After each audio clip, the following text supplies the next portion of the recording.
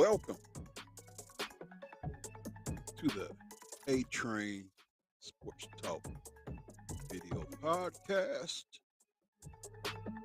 simply known as The Ride.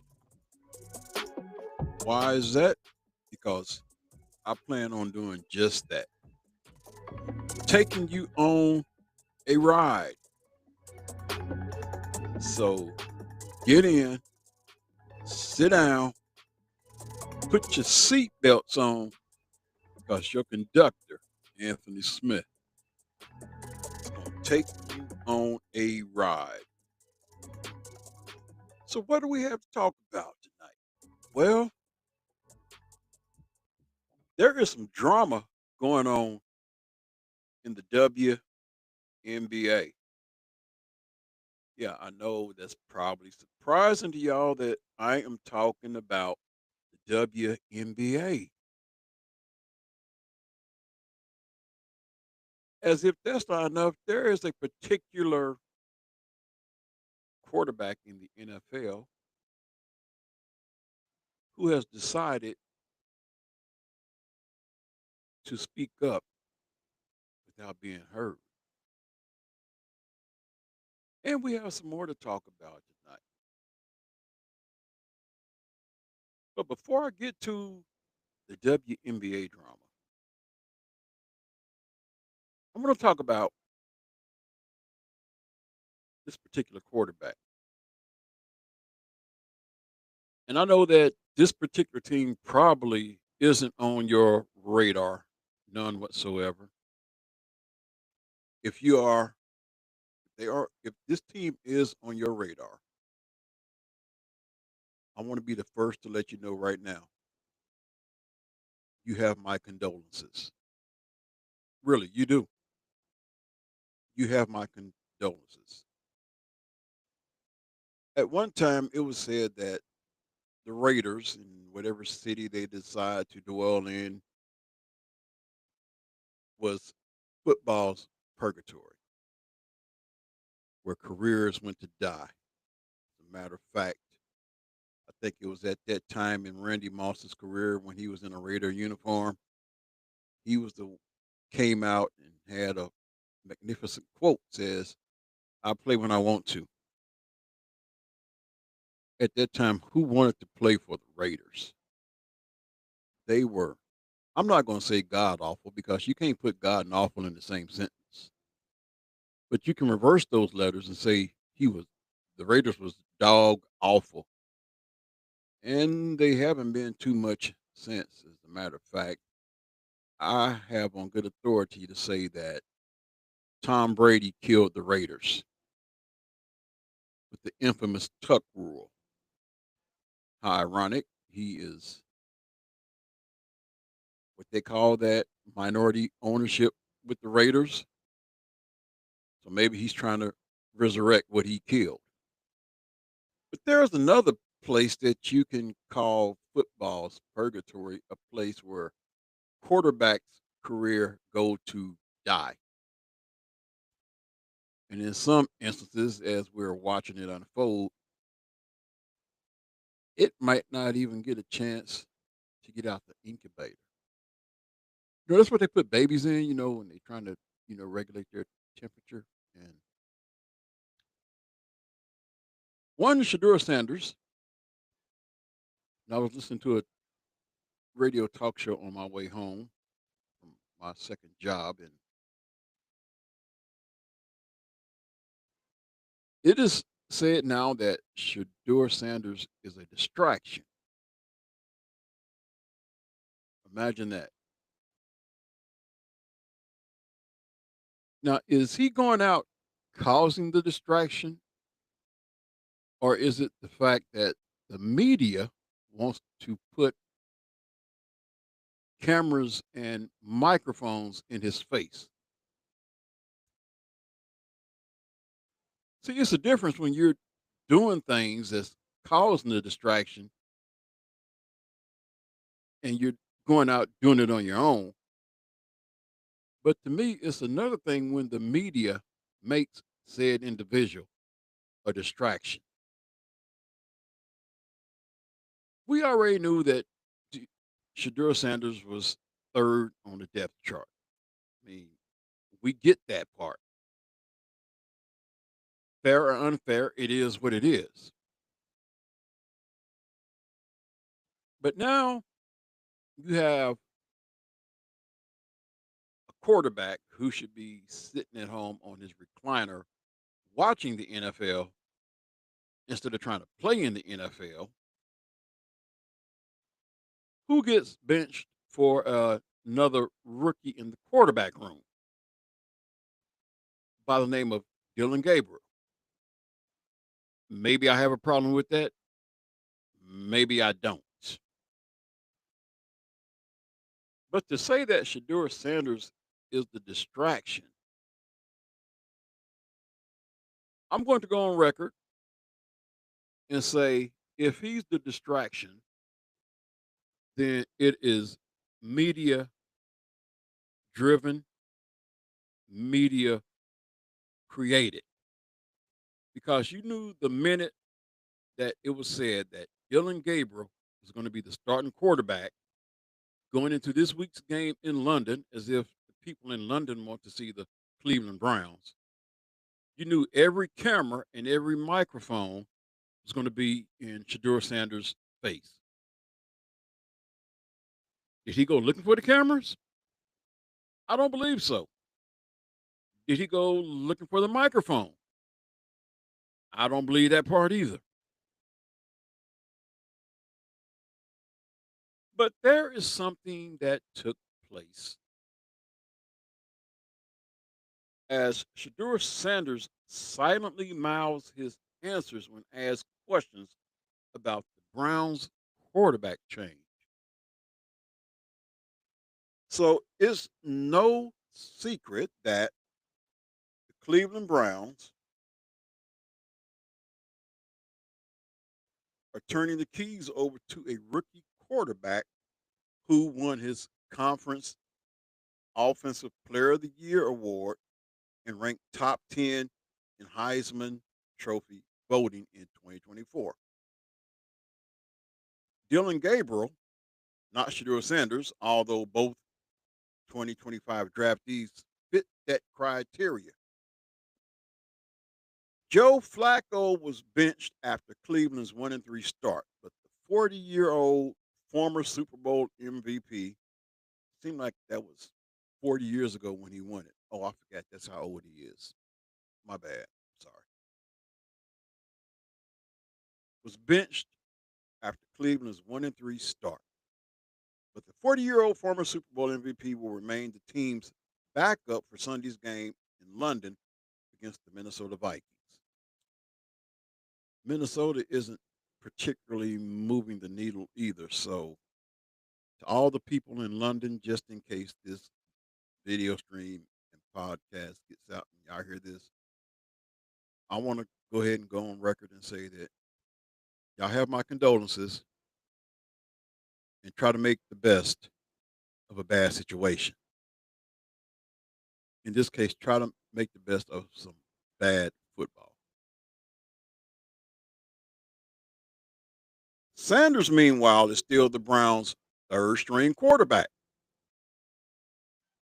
So when he was asked about it Wednesday in the locker room,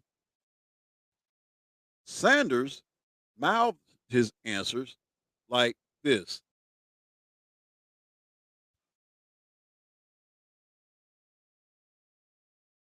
Taking an unorthodox approach to handling media. A clip of the former Colorado star silently expressing himself is making the rounds on social media, quite obviously so. It begins with him being asked about his role as QB3 on the Browns roster. After Sanders mouthed a brief answer with his signature smile and then shrugged, the reporter followed up asking if Sanders could express what he was feeling vocally. Once again,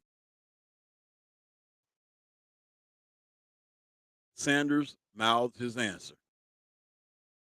Another reporter asked What do you think you have to show coaches just for them to have that belief in you that you can be ready? Before the reporter even finished that question, Sanders started mouthing his next answer, which he finished with a smile again. Then a reporter asked, "What can you say?"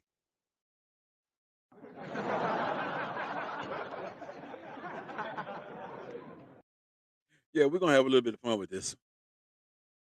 That didn't get Sanders to speak out loud either. And if I was in a room with Shadur Sanders, I would tell him something like this. A wise old man told me this, and I'm going to paraphrase, and then you can interpret the paraphrased version. Because, sometimes in life, we as people, we have problems and we want to share our problems with everybody, giving them ammunition to use against us. In other words, talking too much. And these words have stuck with me. And if I was in a room with Shadur Sanders, I would tell him these words right here. But I'm paraphrasing. Don't furnish the stick for people to whip your butt with. They might whip you, but they'll have to furnish their own stick. So I don't know how good these reporters could read lips, but I hope at the end of the day, Shadur Sanders didn't give them anything that they can use for ammunition.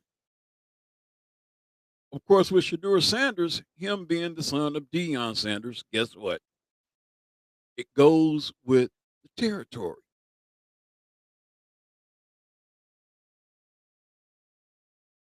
But that's not the end of this. Even a question about Flacco and how the veteran has helped both Sanders and Gabriel develop to this point of their young careers didn't seem to change Sanders' tune. I want to say that Sanders was on a mute tune. And how do we know that Flacco has helped both Sanders and Gabriel? The only way we'll know that it helped either one of them at some point, we'll have to see both of them play, how they prepare for the game, how does the team respond to them when they play, because that's going to be the telling factor.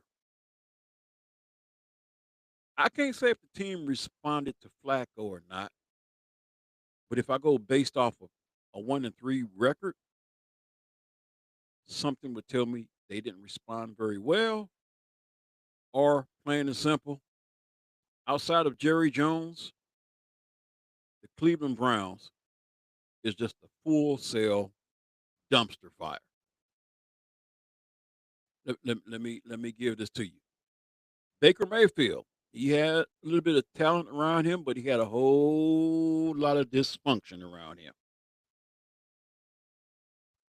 He makes a brief stop in Carolina. Then he goes to the LA Rams, Sean McVay. Of course, you know that there's a guy that those of you who listen to Fox Sports Radio, there's a guy named Rob Parker. Rob Parker, who calls him Stat Padford, whatever. Anyway, he goes there and everybody thinks his career is over. Then he discovers the game of football in Tampa Bay after a legend by the name of Tom Brady. And pretty much all the Tampa Bay Buccaneers have done is win that division the past 2 or 3 years. So yes, I will go ahead and go on record and say it and won't bat an eye right now. See, I won't bat an eye.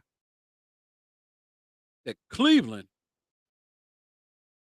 is a quarterback career killer.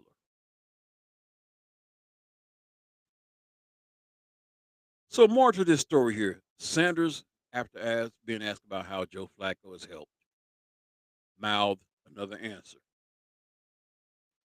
So mind you, Gabriel backed up Flacco the first 4 weeks of the season. He also was taken by the Browns out of Oregon in the third round, whereas Sanders was scooped up by Cleveland in the fifth round following his unexpected draft slide this past April. Gabriel replaced Flacco in garbage time in week 2 and week 4 blowout defeats, the first of which he finished with his first career touchdown pass against the Baltimore Ravens. The second perhaps signaled a changing of the guard after the Browns crashed back down to earth from their week 3 upset. I'm pretty sure the Packers needed some Pepto Bismol after that, with a humbling 34-10 road setback to the Detroit Lions. Sanders has yet to take a regular season snap, although he said last week that he could perform better than some of the starters in the league right now. Yes, he said that. I heard the audio. He said it. Here's what he said. He says, if you see the quarterback play in the league right now, I know I'm capable of doing better than that, Sanders said on September the 25th via ESPN Cleveland. Now, I want to read this back again. He says, if you see the quarterback play in the league right now, I know I'm capable of doing better than that. I actually see nothing wrong with that statement. That's how he felt. I heard the audio. He didn't sound like he was full of himself, braggadocious, or anything like that. He just says how he felt. I mean, you're a professional athlete. You're supposed to be able to look at the position that you play, take mental notes. And if that's how you feel, I don't fault him for feeling that way. Of course, once again, that's Deion Sanders' son. Sanders added at the time via ESPN Cleveland, I don't think playing or not playing is in my hands. Based on the situation, I'll be out there and I'll be ready to play. I'm ready to play right now. I like that too. I'm ready to play right now. In other words, if you stay ready, you don't have to get ready. So, as part of a full quarterback competition this summer, the Browns traded Kenny Pickett to the Las Vegas Raiders in late August. Sanders notably began the preseason with an impressive debut, but an oblique injury sidelined him for the second exhibition, and he struggled in the preseason finale, during which Gabriel excelled. So, as we move on with this, remind you, Pro Football Hall of Famer and Colorado head coach Deion Sanders confirmed last week during an appearance on the New Heights podcast that his son turned down the Philadelphia Eagles and Baltimore Ravens during the draft. And there's a backdrop story to that. What's lost in that is the fact that Shadur said the reason he turned those organizations down is one, because Lamar Jackson, and two,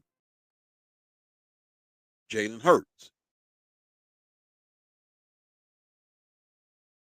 And he did it not because he didn't want to go there, but he did it out of one, respect to both Jalen Hurts and Lamar Jackson. And of course, he got drafted by Cleveland, to which some people were like, why Cleveland? Well, wouldn't Cleveland give you a faster track to get on the field and play? You know, on said radio show on my way home, one of the guys who followed the Cleveland Browns says, look, we will play 5 quarterbacks in a season. That being said, at some point, we might see Shador Sanders when the season is pretty much cooked as it may be right now. There is a saying that goes like this: if you have two quarterbacks, you have no quarterbacks. Well, in this case, they have three.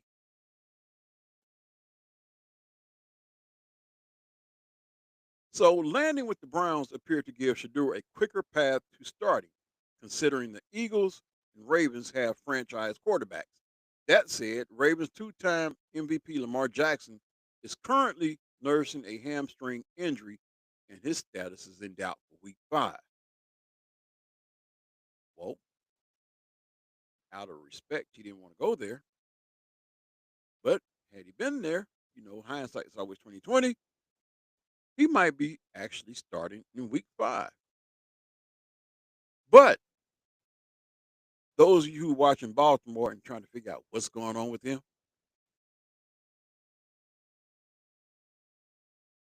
your offensive line is a mess. Lamar Jackson has been sacked almost as many times in the first 4 weeks of the season as he was sacked all of last season. Let that sink in. Now, when you put all that together, maybe Shador Sanders made the right decision not to go to Baltimore after all.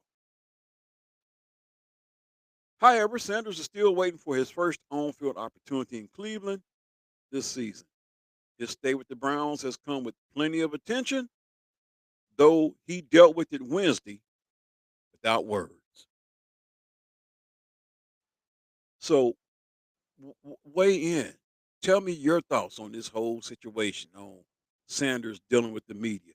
Is Sanders the distraction that the Cleveland Browns really don't want, but they decided to take anyway? Will he get to play this season? Like I say, Flacco need to find him a lazy boy recliner, reminisce on his Super Bowl MVP, and let the young guns have it. Oh, by the way, did I tell you there's a guy on their roster still, $240 million man by the name of Deshaun Watson?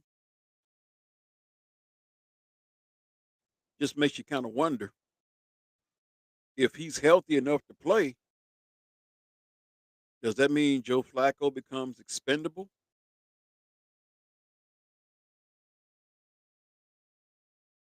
These are questions that need answers. Yet again, it is Cleveland, where quarterback careers go to die.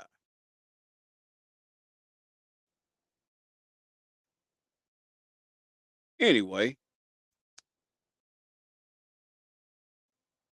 I want to now go ahead and turn my attention to the WNBA. Now, we already know that there's a lot going on. Matter of fact, the Las Vegas Aces wrapped up their series last night with Indiana Fever. I'm pretty sure it was a packed house. Even with Caitlin Clark not playing, yes, I had to throw that in there because now we're starting to see it's not just about the one player, that people are actually starting to appreciate what these young ladies do on the court. And I hope they continue to do their thing and get what they deserve.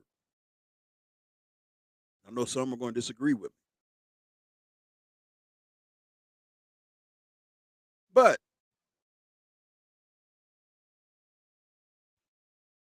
Nafisa Collier had a lot to say.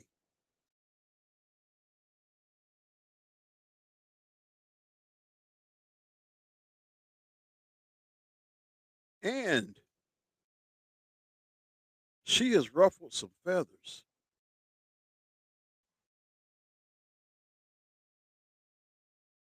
So let's start with this first because Nafisa Collier, she went straight to the top.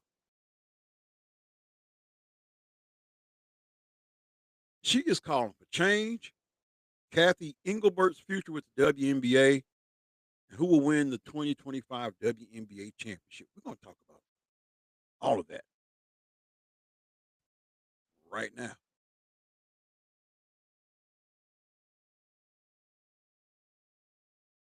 Just as soon as I can get to it.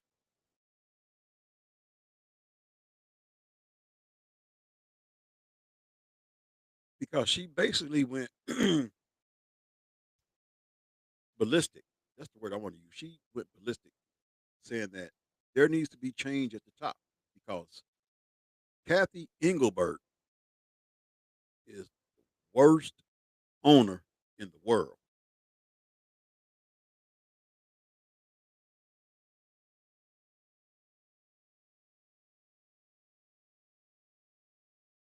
And yes, it has caused the firestorm.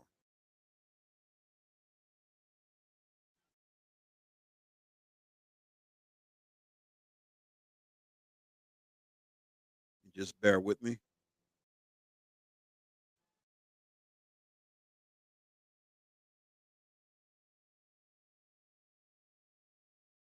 So here we go.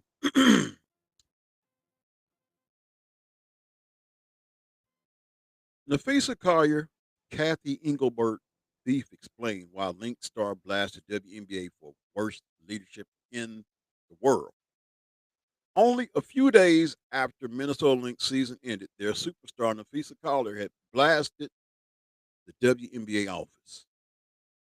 In her exit press conference on Tuesday, Collier read a statement calling out the league for issues surrounding officiating. And Lord knows, just about every major sport, whether it be the NFL, referees can't get a catch right. Was it a catch? Was it not a catch? Did he make a football move? All right. After further review, even though we at home can see that it was a catch, it was not a catch. I even had to send a tweet out to Dez Bryant because we were watching the same game. I'm like, "Hey Dez, that reminds you of the Green Bay game, doesn't it?" And his response was, "I don't know what a catch is anymore. I don't think nobody knows." We've talked about bad officiating in the NBA. A few years ago, Fred Van Vliet said he didn't give a bleep about a fine. He said the fans don't come to see the referees; they come to see us play. You have bad officiating in college football. I've seen a lot of missed calls and a lot of questionable calls this past weekend. I mean, if I can get in my Charles Barkley voice, some of these calls that these officials make, it's just terrible. I mean, how could a blind Stevie Wonder could see that that was a bad call right there? Just terrible. So, in her exit press conference on Tuesday, Collier read a statement calling out the league for issues surrounding officiating. She said that there is a constant problem with the league office with a lack of accountability.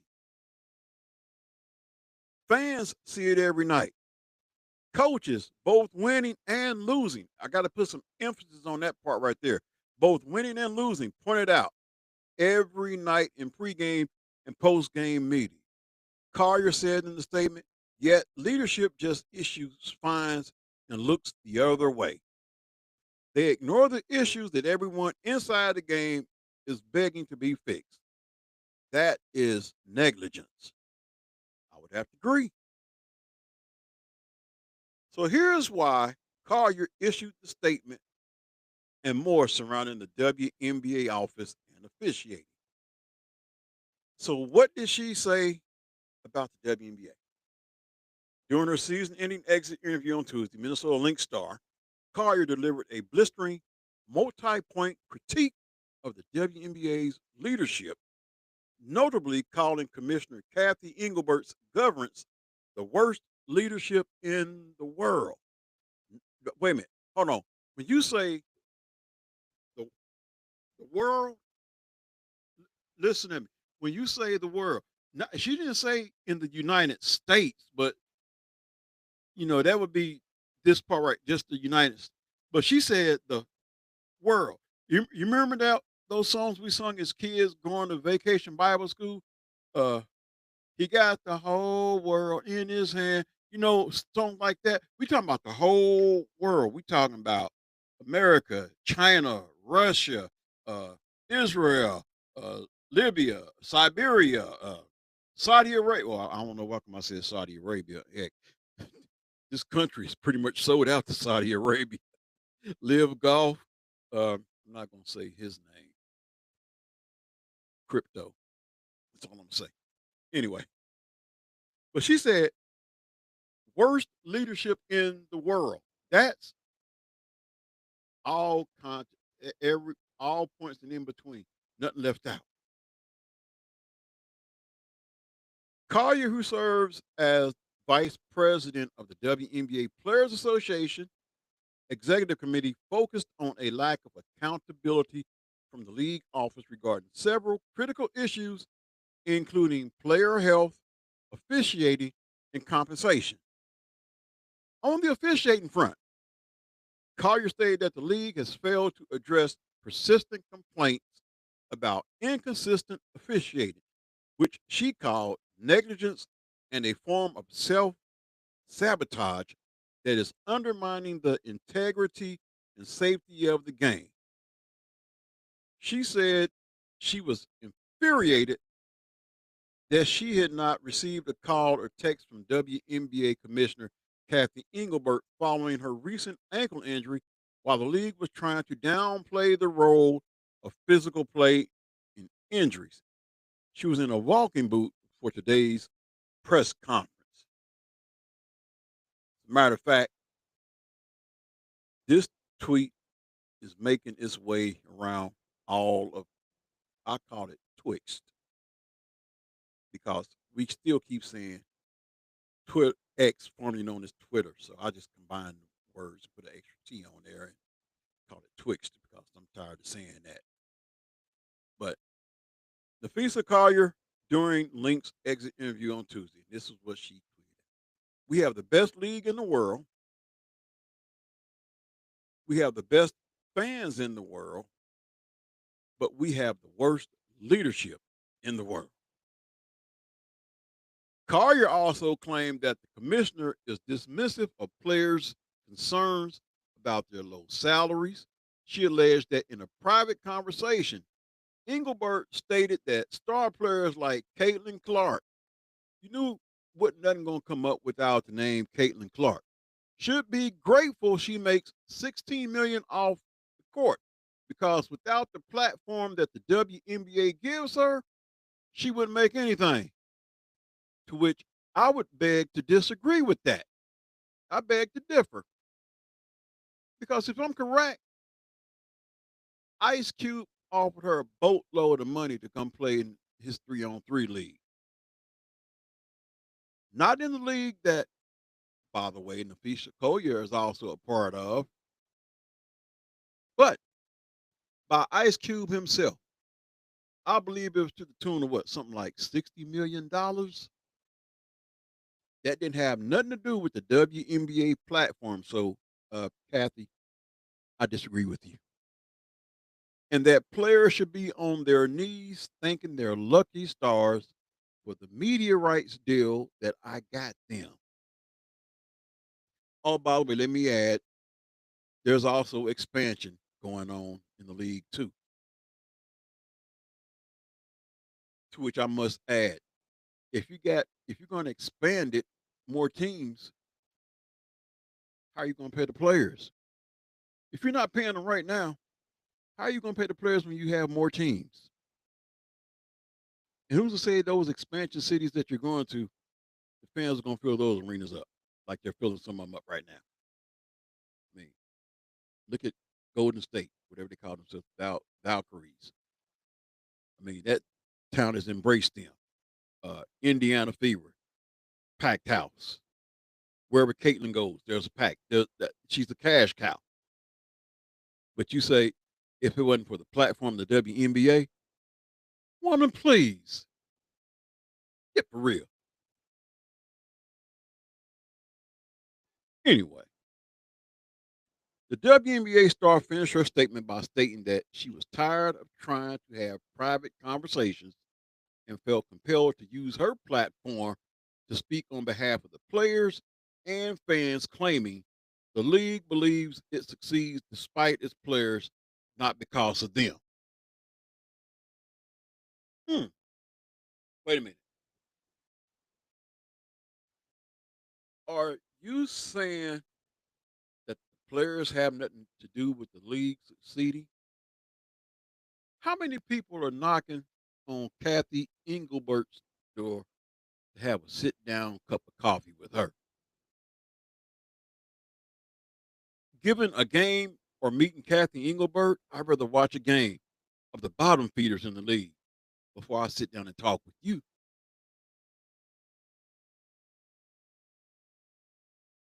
So we have more on Nafisa Collier's statement. Nafisa Collier's season-ending exit interview on Tuesday, September 30, was a highly charged statement read from a prepared text. The speech, which was delivered by Collier in her capacity as an all-star and vice president of the WNBA, called out the WNBA commissioner, Kathy Engelbert, for what she termed a systemic lack of accountability. So put your seatbelts on for this ride right here, because I'm going to give you the full statement right here. First of all, I'd like to congratulate the Mercury for advancing to the finals. I want to be clear, this conversation is not about winning or losing. It's about something much bigger. The real threat to our league isn't money. It isn't ratings or even missed calls or even physical play. It's the lack of accountability from the league office. Since I've been in the league, you've heard the constant concerns about officiating, and it has now reached levels of inconsistency that plague our sport and undermine the integrity with, pardon me, undermine the integrity with which it operates. Whether the league cares about the health of the players is one thing, but to also not care about the product we put on the floor is truly self sabotage. Year after year, the only thing that remains consistent is the lack of accountability from our leaders.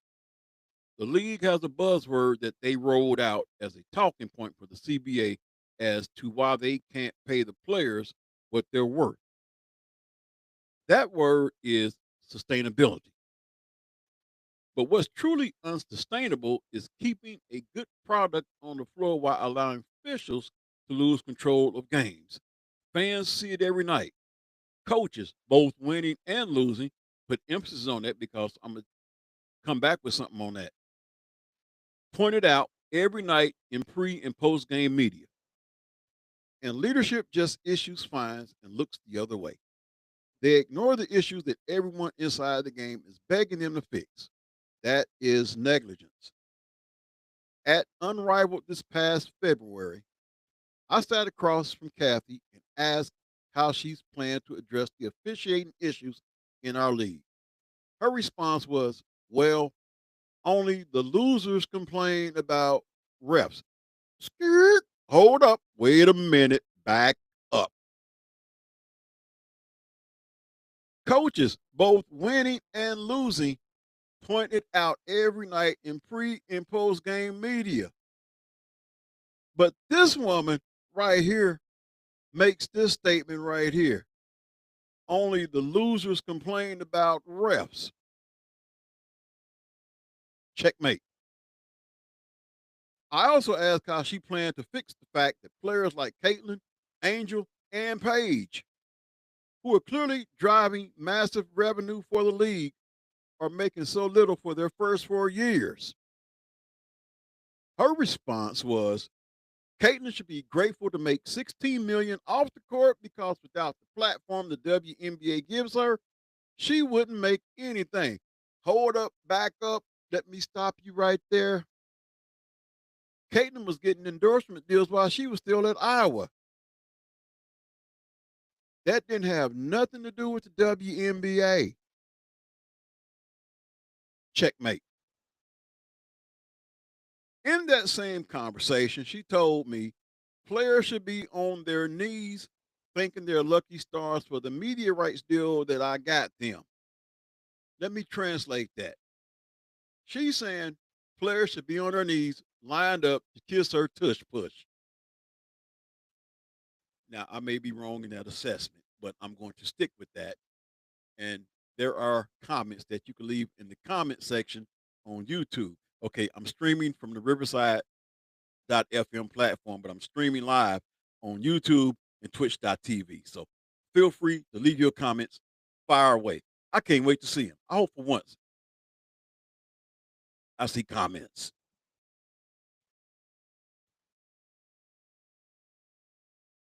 So once again, in that same conversation, she told me players should be on their knees thanking their lucky stars for media rights deal that I got them. That's the mentality driving our league from the top. We go to battle every day to protect a shield that doesn't value us. The league believes it succeeds despite its players, not because of them. I have the privilege of watching my husband run a league where he has to balance 100 different things at once. I won't pretend the job is easy, but even with all of that on his plate, he always reaches out to players when he sees an injury, whether it's unrivaled or even during the WNBA season. That is what leadership looks like. It's the human element, it's basic integrity, and it's the bare minimum any leader should embody. But do you know who I haven't heard from? Kathy. Not one call, not one text. Instead, the only outreach has come from her number two, telling my agent that she doesn't believe physical play is contributing to injury. What? Get out of here.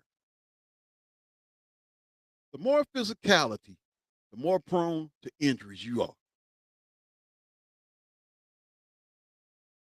This is infuriating, and it's the perfect example of the tone deaf, dismissive approach that our leaders always seem to take. I've finally grown tired. For too long, I've tried to have these conversations in private, but it's clear there's no intention of accepting there's a problem. The league has made it clear it isn't about innovation, it isn't about collaboration, it's about control and power. Hmm, I really want to say something about that right there, but I'm gonna leave that one alone because that would open up Pandora's box. I'll put it to you this way: NFL players said it a few years back. So double back and figure out what the NFL players said about them versus the owners, and you'll get what I'm talking about.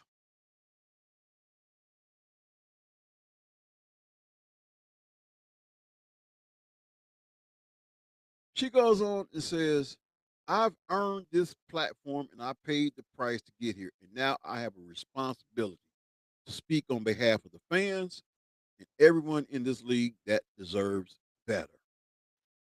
Our leadership's answer to being held accountable is to suppress everyone's voice by handing out fines. I'm not concerned about a fine. I'm concerned about the future of our sport. And you know what? I am too. And I'm going to tell you why. And I'm going to thank two people that got me to get back into basketball gyms to watch games. I'm going to call their names out publicly. Joe Jackson, who is the high school basketball boys coach at Mays South, and Coach Brian Chadwick, who is the girls coach at Derby High School. And I've seen my share of girls' game. I've seen some talent. And I'm going to even mention some other names. And now I'm going to conclude this prepared statement. There's a Michaela Askew who plays at Derby. There's also Zoe Buckner Franklin who plays at Cape and Mount Carmel. There's a Maddie Vickery who plays at Washburn Rural, the Junior Blues, who's committed to Kansas State. If I go to the state of Oklahoma, there's a Brooklyn Miles there. There's Anna Raymond, I believe I got the last name right. They're in the Tulsa, Oklahoma area. Uh, There's Micaiah Moore, who's also in Oklahoma City. These young ladies, I'm pretty sure they have aspirations to make it to the WNBA. But if leadership don't get no better, guess what? There might not be a WNBA. Now let that sink in.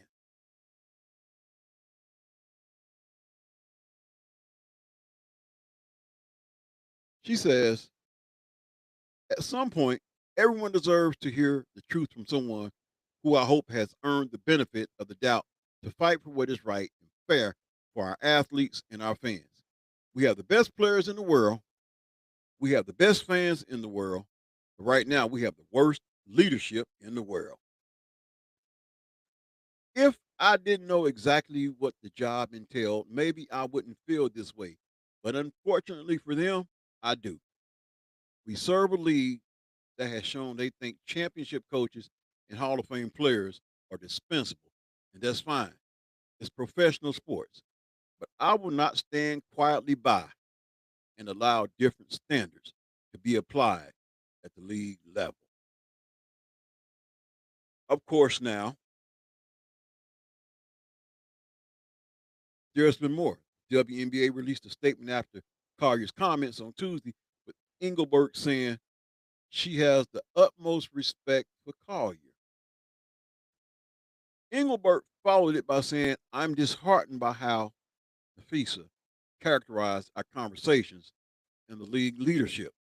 But even when our perspectives differ, my commitment to the players and to this work will not waver.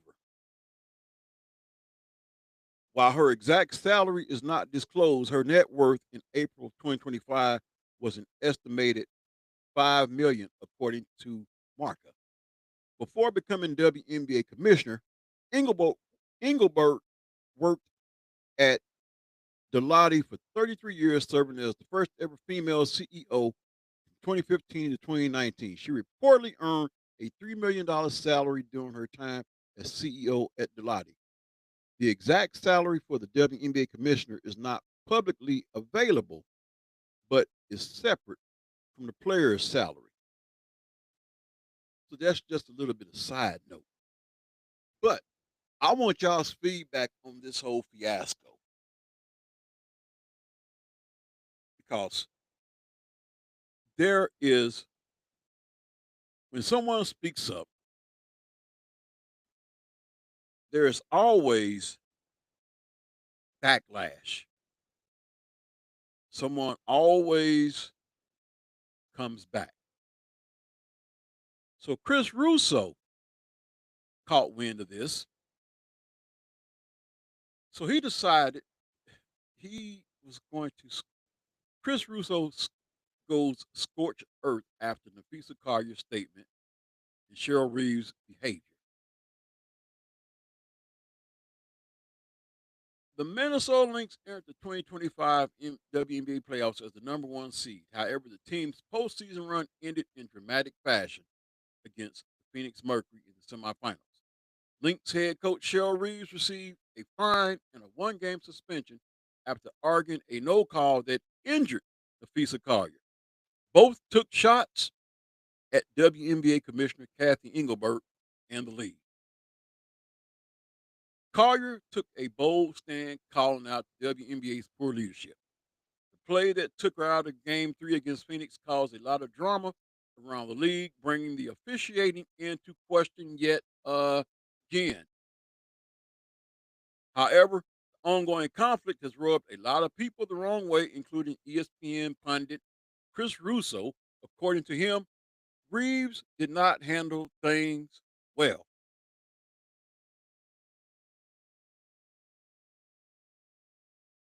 Collier, in her response, said, This is not about W's and L's. Yes, it is, because you put your statement out after you lost, Russo said.